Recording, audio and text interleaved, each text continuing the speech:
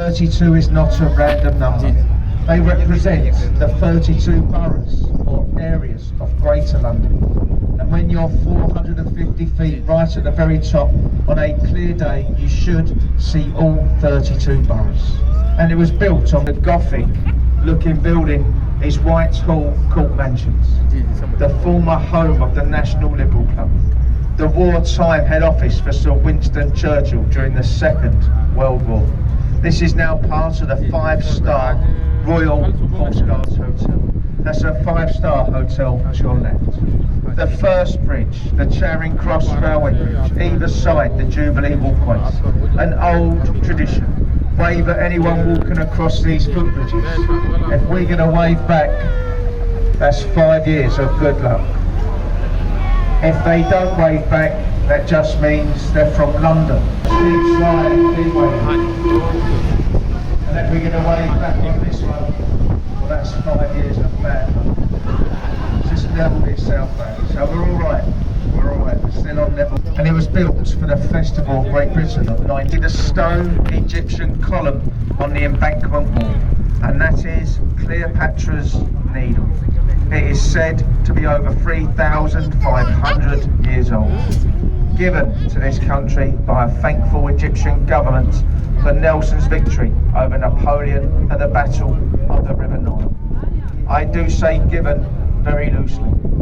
A lot of Egyptians tell me we actually stole that needle.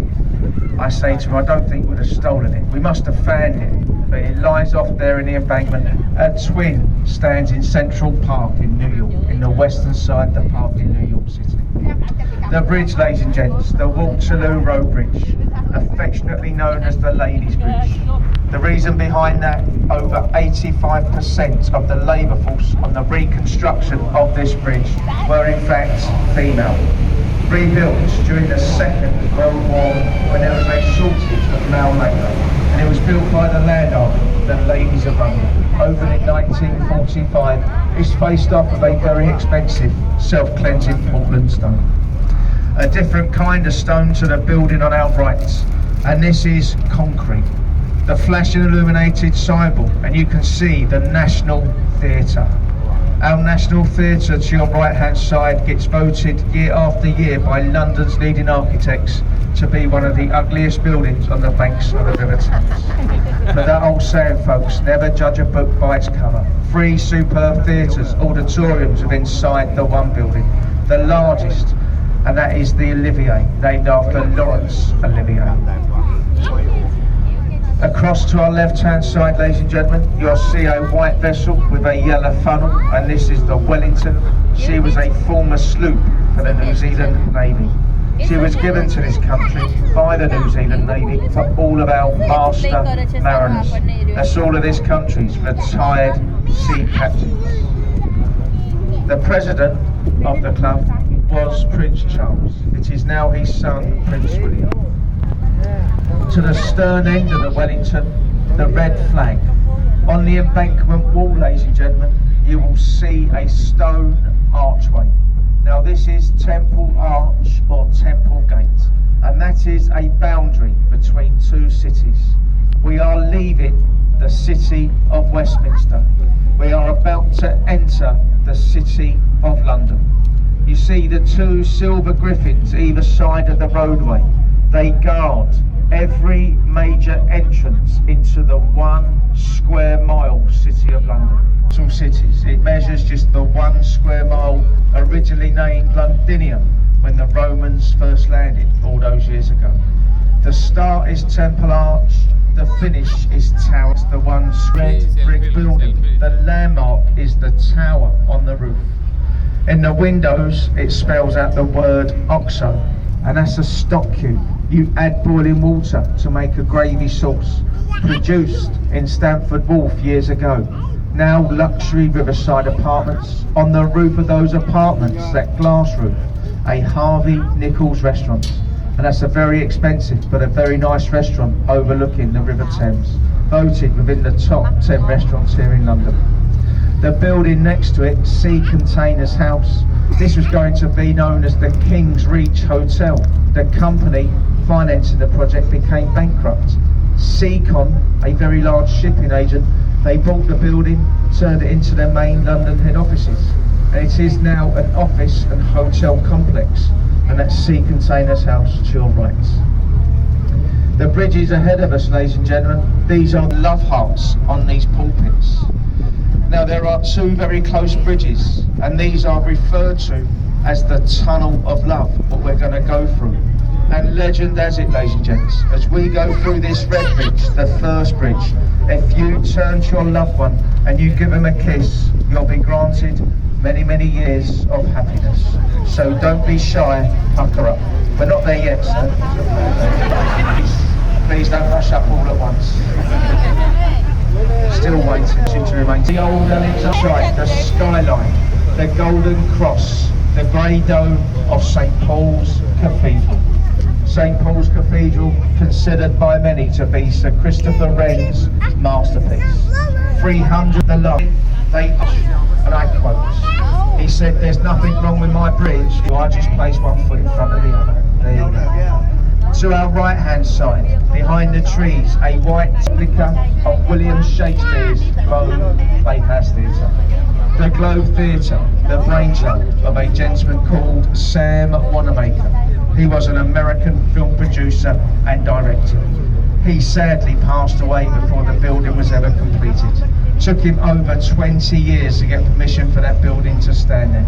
It is the only one in London that's been made out of wood and thatch, the traditional material since the Great Fire hit back in 1666. The government, they outlawed the use of wooden thatch. And where it stands, ladies and gents, here to our right hand side, this area is known as Southwark. During the Elizabethan era, this was known as the Stews of London. This was London's entertainment and red light district. The City of London, very religious people. They used to walk across London Bridge for their weekend's entertainment. Still here today. In the corner, you will see the Anchor Public House. And that pub, it dates back to 1615. It's over 400 years old. Many famous Englishmen over the years have drank inside there. Dr. Johnson, Samuel Pepys, the diarist, Sir Christopher Wren, William Shakespeare, and myself. I go in the Anchor most nights after work, but I go in there to do research. And I research these commentaries that I provide everyone with. We've been often doing too much research and I forget the next morning, but that's not very often.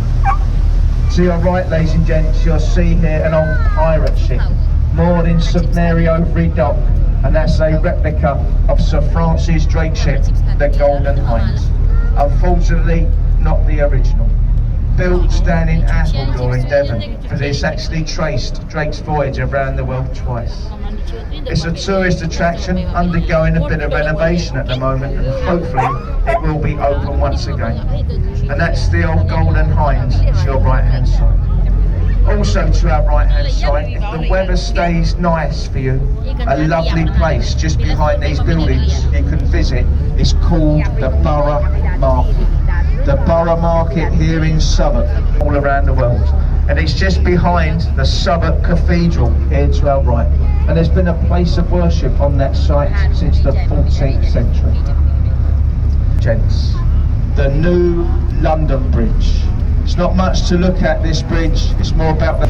And it replaced the old London Bridge, which was actually taken down stone by stone, brick by brick, taken across to America and then rebuilt. Does anybody know where it was rebuilt?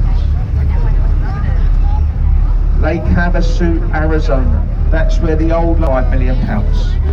The tallest building in London lies off to your right, a shard of glass. It's over 1,018 feet tall. Inside the building, offices, apartments, a five-star Shangri-La hotel. On the 72nd floor, there's a public viewing gallery. It will cost you to go to the top of the shard.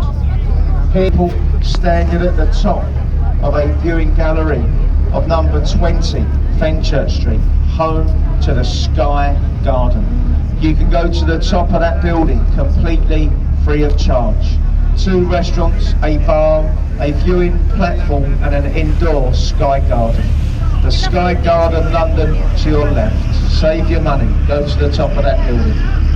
Also to your left, behind the trees, the building with the 6 black chimneys is Water Guard House. The offices, the headquarters to His Majesty's Customs and Excise. If anybody comes into the country, you brought too many cigarettes, alcohol, confiscated at our borders, taken to the basement of that building where we are told it is all destroyed, incinerated. I've never seen a puff of smoke from those chimneys. Christmas parties are amazing. London's very own warship to your right hand side, and this is the C-35 HMS Belfast, the largest and fastest light cruiser built for our Royal Navy. Her main arms, there are 12 6-inch guns. There are 6 at the front, 6 at the back, and those guns capable of firing a 100-weight shell 14 land miles. Last fired in anger during the Korean conflict. The flagship for the D-Day landings, built in the famous Harland and Wolff shipyard in Northern Ireland, Belfast, the same shipyard where the ill-fated Titanic was built. And she is now permanently moored on our anchor chains, an extension to the Imperial War Museum. Stop, ladies and gents.